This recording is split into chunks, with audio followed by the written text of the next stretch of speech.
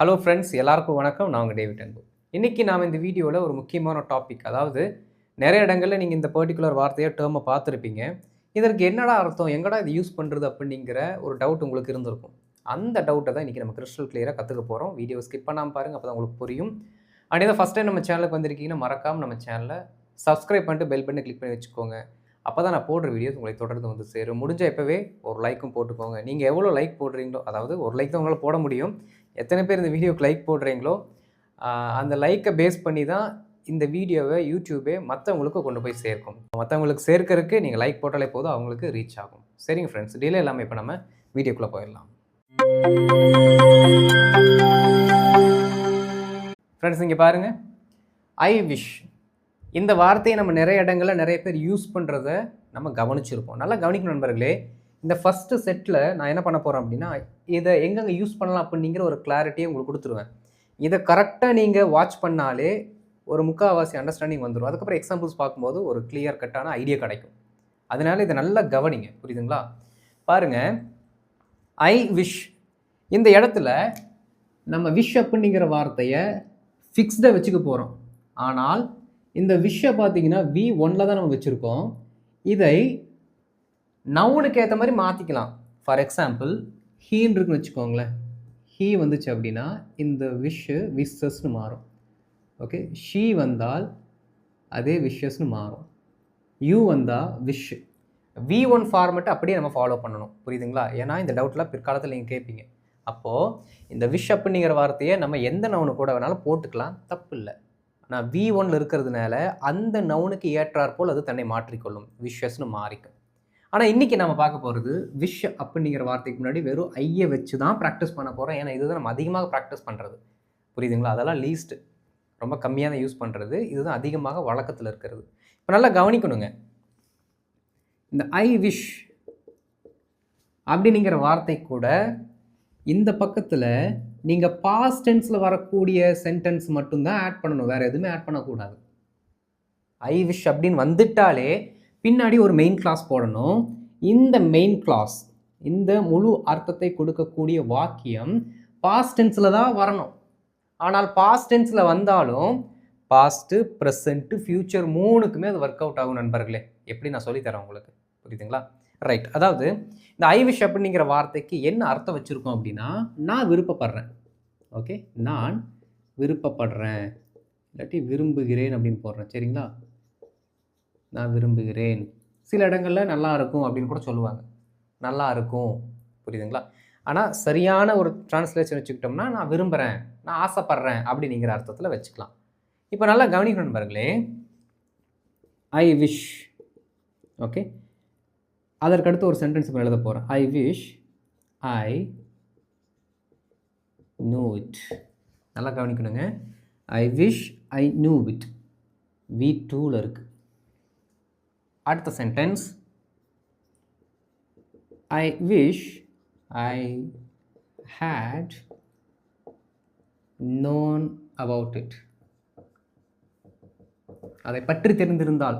Okay, அதை பற்றி தெரிந்திருந்தால் எழுதியிருக்கேன். மேலே அதை தெரிந்திருந்தால் அப்படின்னு எழுதியிருக்கேன். சரிங்களா? பாருங்கள், I wish I knew it, I wish I had known about it. had plus V3. Okay, அடுத்து I wish I would know about itன்னு எழுதுகிறேன். சரிங்களா? உட்டுக்கு அடுத்து V1. 3 ஃபார்மில் இருக்குது. மூணுமே பின்னாடி வரக்கூடிய இந்த மூணுமே பாருங்கள், எல்லா சென்டென்ஸுமே பாஸ்ட்டு, பாஸ்ட் பர்ஃபெக்ட், இதுவும் பாஸ்ட். ஏன்னா பாஸ்ட்டோட எலிமெண்ட் மட்டும்தான் இருக்குது. ஆனால் நல்லா கவனிக்கணும் நண்பர்களே, எப்பெல்லாம் இந்த ஐ விஷ் அப்படிங்கிற வார்த்தை கூட நீங்கள் சிம்பிள் V2 யூஸ் பண்ணுறீங்களோ, நல்லா கவனிக்கணுங்க. உட்டுக்கு அடுத்து V1 வர்றது வேறு, சிம்பிள் V2 வருதோ, இந்த பர்டிகுலர் சென்டென்ஸ் ப்ரெசன்ட் டென்ஸில் இருக்கக்கூடிய மீனிங்கை கொடுக்குது. ஓகே, ப்ரெசன்ட் டென்ஸோட மீனிங். எப்பெல்லாம் இந்த ஐ விஷ் அப்படிங்கிற வார்த்தை வெறும் V2க்கு அடுத்து பின்னாடி வரக்கூடிய சென்டென்ஸில் வெறும் V2 இருந்துச்சுன்னா ப்ரெசன்ட் டென்ஸோட மீனிங். ஐ விஷ் அப்படிங்கிற வார்த்தை இந்த பாஸ்ட் பர்ஃபெக்ட் கூட வந்தால் பாஸ்ட் டென்ஸோட மீனிங்கை கொடுக்குது. இதெல்லாம் ஃபஸ்ட் நீங்கள் புரிஞ்சுக்கோங்க, இதெல்லாம் ரூல். எப்படி பாஸ்ட் பர்ஃபெக்ட் வந்தால் பாஸ்ட்டோட மீனிங் கொடுக்குது, ஐ விஷுக்கு அப்புறம் உட்டுக்கு அடுத்து நோ அப்படின்னு வந்துச்சுன்னா இது ஃப்யூச்சர் மீனிங்கை கொடுக்குது. ஏன்னா வில் அப்படிங்கிற வார்த்தையோட பாஸ்ட்டு தான் நம்ம ஃப்யூச்சர் உட்டு வச்சுருக்கோம். அதனால் இந்த இடத்துல அது ஃப்யூச்சர் மீனிங்கை கொடுக்குது. சரிங்களா? ரைட். இதற்கு அடுத்து நல்லா கவனிக்கணும்.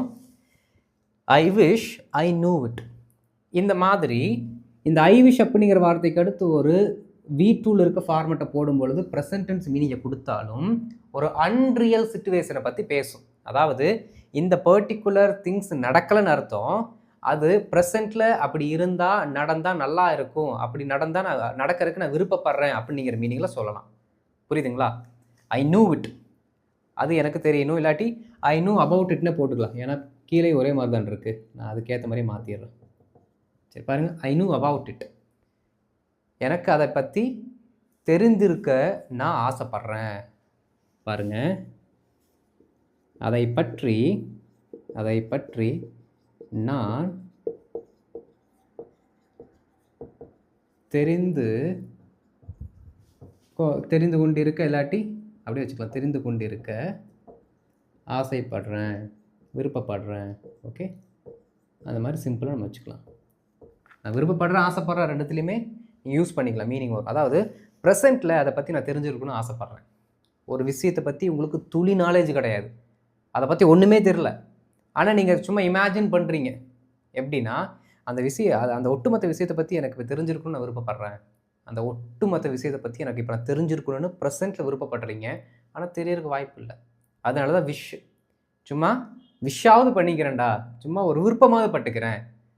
இப்போது நான் பணம் இல்லை, காசு இல்லை, சொந்த வீடு இல்லை, கார் எதுவுமே இல்லை, நம்ம பணக்காரங்களாம் இல்லை. சும்மா என்ன பண்ணுறோம், நமக்குன்னு ஒரு பேட் சிச்சுவேஷன் வருது, நம்ம யோசிக்கிறோம், இப்போ நான் பணக்காரனாக இருக்கணும்னு ஆசைப்பட்றேன். நிறைய பேர்த்த பார்க்குறோம், அவங்க நம்மக்கிட்ட ஹெல்ப் கேட்குறாங்க, அவங்களுக்கு உதவி செய்கிறதுக்கு நம்மளால் முடியல. ஏன்னா நமக்கே 4 பேர் உதவி செய்யணும் அப்படிங்கிற கட்டாயத்தில் இருக்கோம். அப்போ அவங்களுக்கு உதவி செய்ய முடியலங்கிற மன வருத்தத்தில் நம்ம சொல்கிறோம், நான் இப்போ பணக்காரனாக இருக்கணும்னு விருப்பப்படுறேன். ஏன்னா பணக்காரனாக இருந்தேன் அப்படின்னா அவங்களுக்கு ஹெல்ப் பண்ணலாம். அப்போது பணக்காரனாக இருக்கணும்னு விருப்பப்படுறேன், ஆனால் ரியல் டைமில் அந்த பணக்காரனாக இருக்கிறது அப்படிங்கிறது சாத்தியம் இல்லை, அன்ரியல். சாத்தியம் இல்லாத ஒன்று இருந்தால் நல்லா இருக்குமே அப்படிங்கிற ஒரு அந்த எக்ஸ்பிரஷனுக்கு நாம் இந்த பர்டிகுலர் சென்டென்ஸ் சொல்கிறோம். புரியுதுங்களா? அடுத்து I wish I had known about it, past tense. இப்போது இந்த ஹேட் ப்ளஸ் V3 போட்டிருக்கிறதுனால பாஸ்ட்டு ரெக்ரெட்டு, கடந்த காலத்தில் ஒரு ஆக்ஷனை நம்ம பண்ணி இருந்தால் நல்லா இருக்கும், அதை நான் அப்படி செஞ்சுருக்கணும்னு விருப்பப்படுறேன். புரியுதுங்களா? இங்கே பாருங்கள், I wish I had known about it. பாருங்கள், நான் அதை பற்றி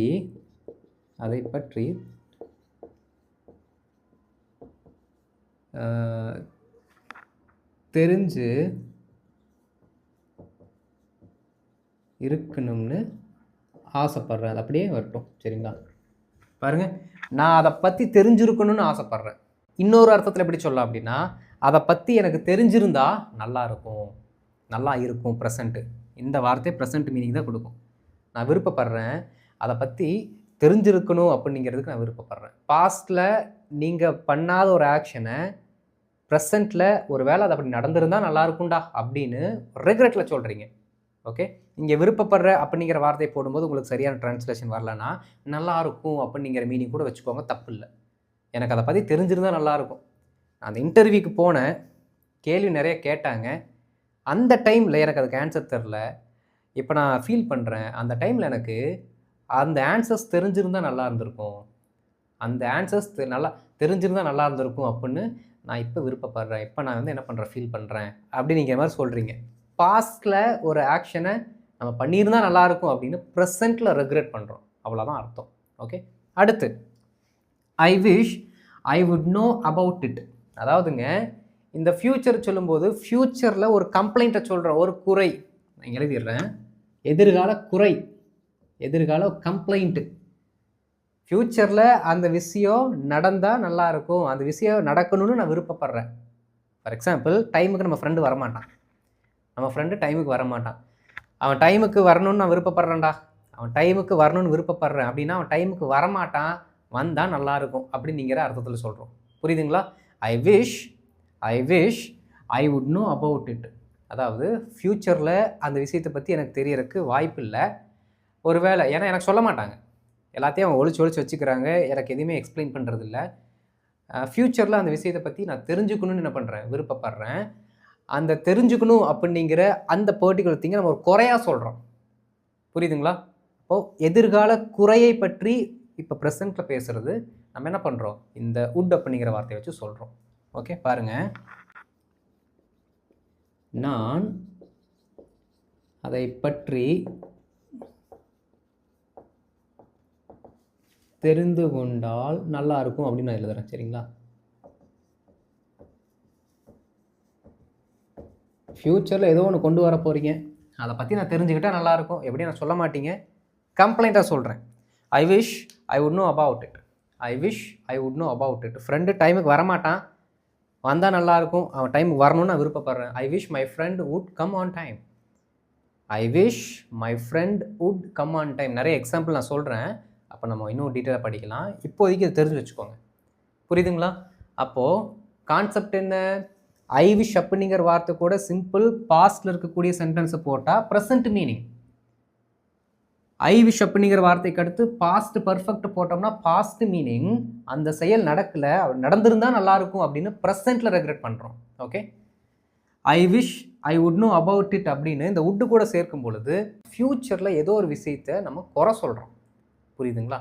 ஸோ இந்த பர்டிகுலர் ரூலுக்கு தான் இந்த சென்டென்ஸே ஒர்க் அவுட் ஆகுது. புரியுதுங்களா நண்பர்களே? ஒரு சில எக்ஸாம்பிள்ஸ் பார்க்கும்போது நமக்கு புரியும். நல்லா மைன்யூட்டாக கவனிச்சுட்டே வாங்க. எக்ஸாம்பிள்ஸ் தான் நமக்கு அண்டர்ஸ்டாண்டிங் கொடுக்கும். ஓகே, இப்போ நம்ம எக்ஸாம்பிள்ஸ்குள்ளே போயிடலாம்.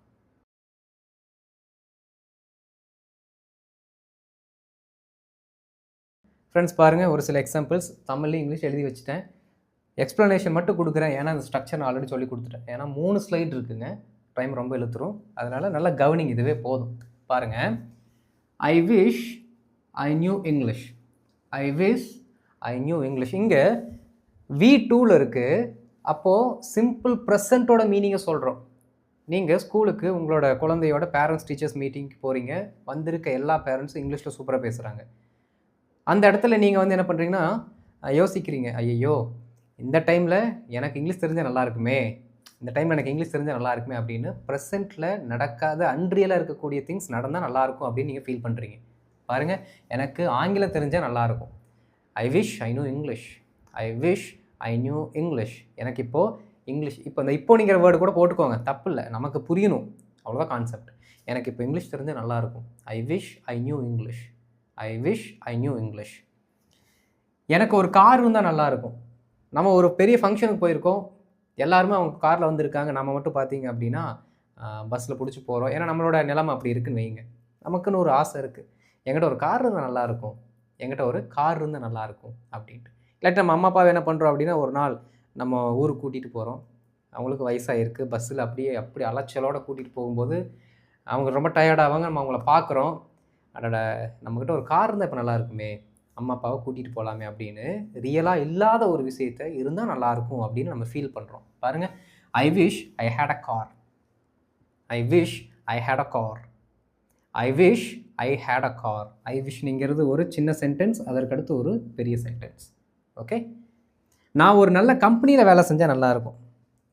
5-6 கம்பெனியில் வேலை செஞ்சு 5-6 கம்பெனிலே புழிஞ்சு எடுத்துட்டாங்க, சம்பளம் ஒழுங்காக நமக்கு கிடைக்கல. அப்போ நம்ம ஃபீல் பண்ணுறோம், ப்ரெசென்ட்டில் ஒரு விஷயத்தை ஆசைப்படுறோம், ஃபீலிங்கிறத விட ஆசைப்படுறோம் ஒரு விஷயம் நடக்கணும் அப்படின்ட்டு. ஒரு நல்ல கம்பெனியில் நான் வேலை செஞ்சால் நல்லாயிருக்கும், ஒரு நல்ல கம்பெனியில் நான் வேலை செஞ்சால் நல்லாயிருக்கும். I wish I worked.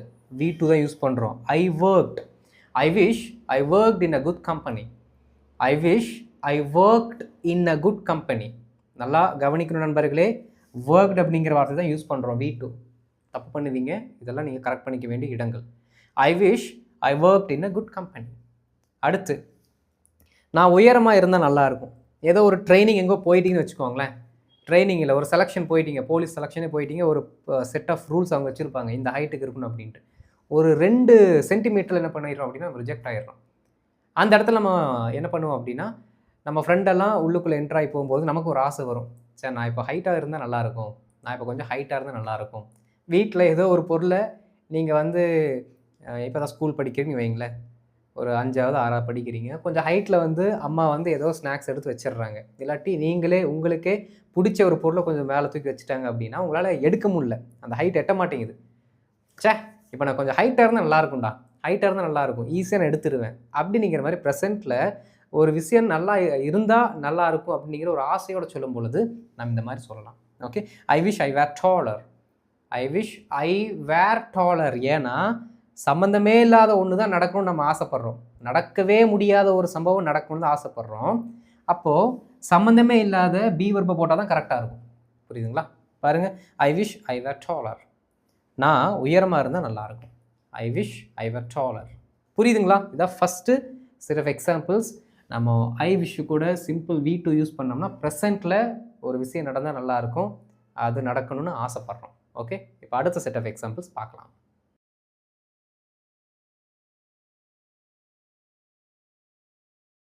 இப்போ நெக்ஸ்ட் செட் ஆஃப் எக்ஸாம்பிள்ஸ் பாருங்கள். இந்த ஐ விஷ் அப்படிங்கிற வார்த்தை கூட ஹேடுக்கு அடுத்து V3 நம்ம ஆட் பண்ணியிருக்கோம். அதாவது நண்பர்களே, கடந்த காலத்தில் அந்த ஆக்ஷன் நடந்திருந்தால் நல்லாயிருக்கும் அப்படின்னு ப்ரெசென்ட்டில் ரெக்ரெட் பண்ணுறோம். ஒரு சிலர் யோசிப்பீங்க, நம்ம ஷுட் ஹேவ் ப்ளஸ் V3 போட்டாலும் கடந்த கால வருத்தம் தானே அப்படின்னு. நிறைய பேர் டெஃபினட்டாக இப்போ நான் சொல்லலைன்னா காமெண்ட்டில் போடுவீங்க. நல்லா கவனிக்கணுங்க. ஷுட் ஹேவ்க்கு அடுத்து V3 போட்டோம்னா கடந்த காலத்தில் ஒரு ஆக்ஷனை செய்யலை, அதை செஞ்சுருக்கணும் அப்படின்னு லாஜிக்காக பேசுறது. புரியுதுங்களா? இது லாஜிக் கிடையாது, ஜஸ்ட் எமோஷன், அவ்வளோதான். அந்த ஆக்ஷனை செய்யலை, செஞ்சுருந்தா நல்லா இருக்கும் அப்படின்னு மன வருத்தப்படுறோம். அதுவும் என்னது, எமோஷன் தான், லாஜிக்கெலாம் கிடையாது. லாஜிக்னு அங்கே போயிடணும். ஒரு அட்வைஸ் டோனோட சொல்லும் பொழுது பண்ணியிருக்கணும், போயிருக்கணும் அப்படிங்கிறது தான் அங்கே. பண்ணியிருந்தால் நல்லாயிருக்கும் அப்படிங்கிறது இங்கே. ஓகே, நான் நல்லா படிச்சிருந்தால் நல்லாயிருக்கும். இப்போது மார்க் கம்மியாக இருக்குது, ஸ்கூல் 3rd ஸ்கூல் 2nd வாங்கியிருக்கேன், நான் இன்னும் கொஞ்சம் நல்லா படிச்சிருந்தால் நல்லாயிருக்கும். அந்த சப்ஜெக்டை வந்து நான் ஒழுங்காக படிக்கலை, இப்போ எனக்கு அதை பற்றி ஒரு ஐடியாவே இல்லை, நாலேஜே போயிடுச்சு, ஏன்னா ஒழுங்காக படிக்கலை. அதை நான் ஒழுங்காக படிச்சிருந்தா நல்லாயிருக்கும். Present regret. Okay, I wish I had studied well. I wish I had studied well. I wish I had studied well. I had studied well மறக்கக்கூடாது. அப்போது இந்த மாதிரி ஒரு சென்டென்ஸ் வருதுன்னா கடந்த காலத்தை பற்றி பேசுறதுன்னு அர்த்தம்.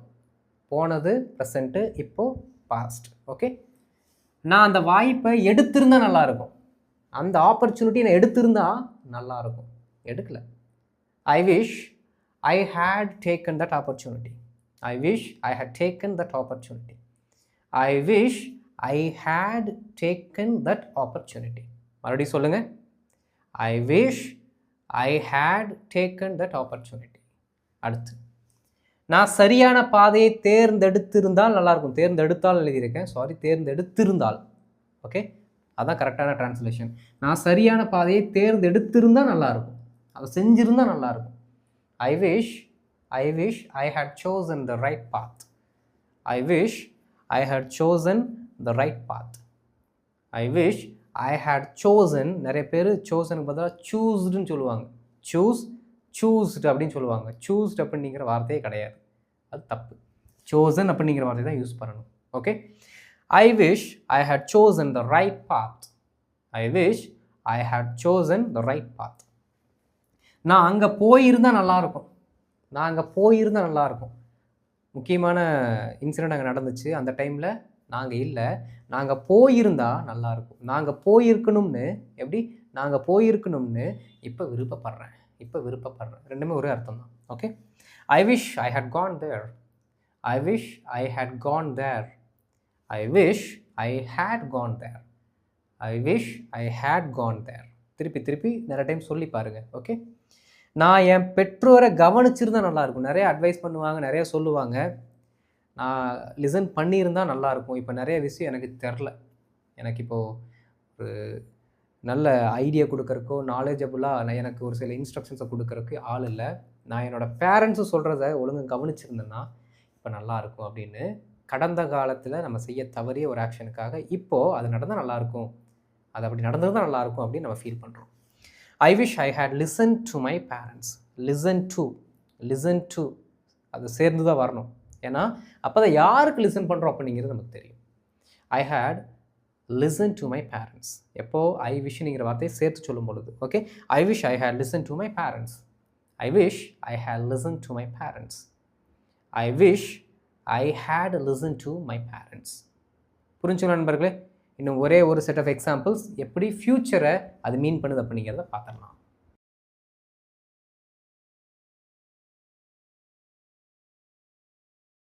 இப்போ அடுத்த செட் ஆஃப் எக்ஸாம்பிள்ஸ் எதை பற்றினா, ஃப்யூச்சரில் ஏதோ ஒரு குறை, ஏதோ ஒரு குறை, மன எரிச்சல், ஒரு கம்ப்ளைண்ட்டு, அதை பற்றி சொல்கிறதுக்கு நம்ம என்ன பண்ணுறோம், இந்த ஸ்ட்ரக்சர் வச்சுருக்கோம். ஐ விஷ் அப்படிங்கிற வார்த்தைக்கு அடுத்து வுட்டுக்கு அடுத்து வி ஒன் யூஸ் பண்ணுறோம். புரியுதுங்களா? இதுக்குள்ள நான் என்ன பண்ணுறேன் அப்படின்னா, ஒரு சில தமிழ் வார்த்தையை நம்ம உணர்ச்சி வசமாக பேசக்கூடிய வார்த்தை ஆட் பண்ணி சொல்லி கொடுக்குறேன். அப்போ தான் உங்களுக்கு மறக்காது. ஓகே, பாருங்கள்.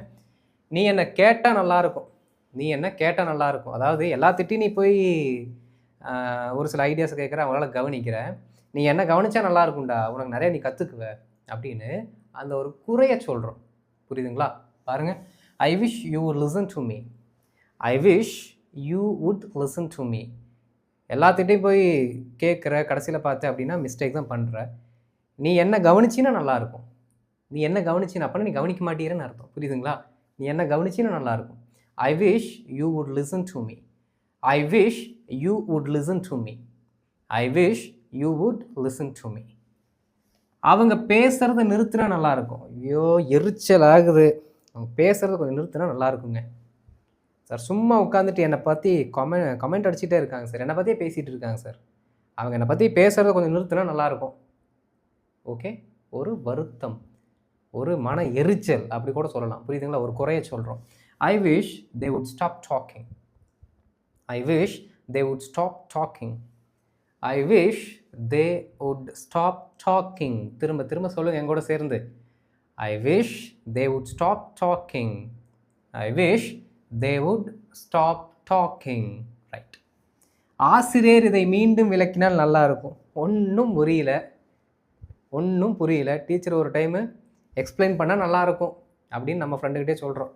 ஒன்றுமே புரியலடா, டீச்சர் மறுபடியும் இதை பற்றி எக்ஸ்பிளைன் பண்ணால் நல்லாயிருக்கும். ஒரு குறை, புரியல, மறுபடியும் அதை பண்ணால் நல்லாயிருக்கும். Okay. I wish the teacher would explain it again. I wish the teacher would explain it again. I wish the teacher would explain it again. ஒரே ஒருக்கா மறுபடியும் சொல்லுங்கள். I wish the teacher would explain it again. மழை நின்னா நல்லாயிருக்கும்.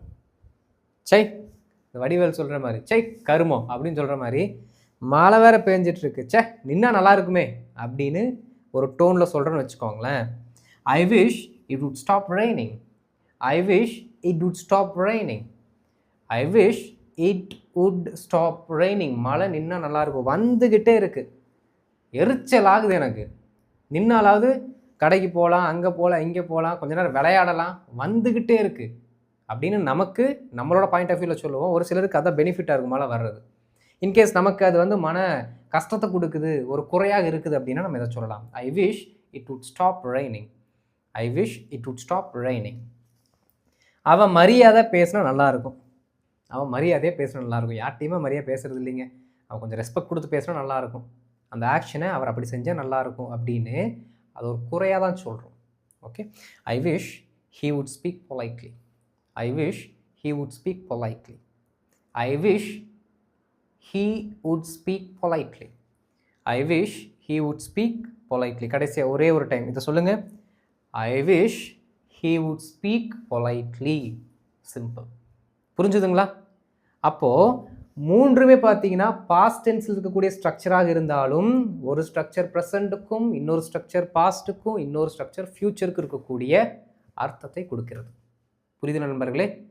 நல்லா கவனிக்கணுங்க. உட்டு அப்படிங்கிற வார்த்தை வந்தாதான், எப்படி உட்டுங்கிற வார்த்தை வந்தால் தான் ஃப்யூச்சர் குறையை நீங்கள் சொல்கிறதுக்கும், வெறும் வீட்டு வந்துச்சுன்னா ப்ரெசண்ட்டில் ஒரு விஷயம் அப்படி நடந்தால், நடக்கிறதுக்கு வாய்ப்பு இல்லை, ஒருவேளை அப்படி இருந்தால் நல்லா இருக்கும், அதுக்கு தான் நான் ஆசைப்பட்றேன் அப்படிங்கிற மாதிரி அர்த்தத்தில் போயிடும். ஏன்னா நீங்கள் அந்த பாசிட்டுக்கும் உட்டு கூட வரக்கூடிய வி ஒன்றுக்கும் உங்களுக்கு கூட கன்ஃபியூஸ் பண்ணிக்கூடாது. ஓகே, ரூல் வேறு. ரைட். இந்த வீடியோ உங்களுக்கு பிடிச்சிருக்கும், புரிஞ்சிருக்கும்னு நினைக்கிறேன். மறக்காமல் என்ன பண்ணுங்கள், லைக் பண்ணிட்டு மற்றவங்க ஷேர் பண்ணுங்கள். அண்ட் இதை ஃபஸ்ட் டைம் நம்ம சேனலுக்கு வந்து இருக்கிற மறக்காம நம்ம சேனலை சப்ஸ்கிரைப் பண்ணிட்டு பெல் பண்ணி கிளிக் பண்ணி வச்சுக்கோங்க. அப்போ தான் நான் போடுற வீடியோஸ் உங்களுக்கு தொடர்ந்து வந்து சேரும். நிறைய பேர் இன்றைக்கி தான் ஃபஸ்ட் டைம் என்ன பார்க்குறீங்க அப்படின்னா, எக்கச்சக்கமான வீடியோஸ் உங்களுக்காக நான் போட்டு வச்சுருக்கேன். உங்களுக்காகவே அது போடப்பட்டு இருக்கிறது. போய் தயவு செய்து வாட்ச் பண்ணுங்கள், லேர்ன் பண்ணிக்கோங்க. ரைட், நம்ம அடுத்த வீடியோவில் பார்க்கலாம். அது வரைக்கும் இதை நல்லா ப்ராக்டிஸ் பண்ணிட்டுருங்க நண்பர்களே. தேங்க்யூ.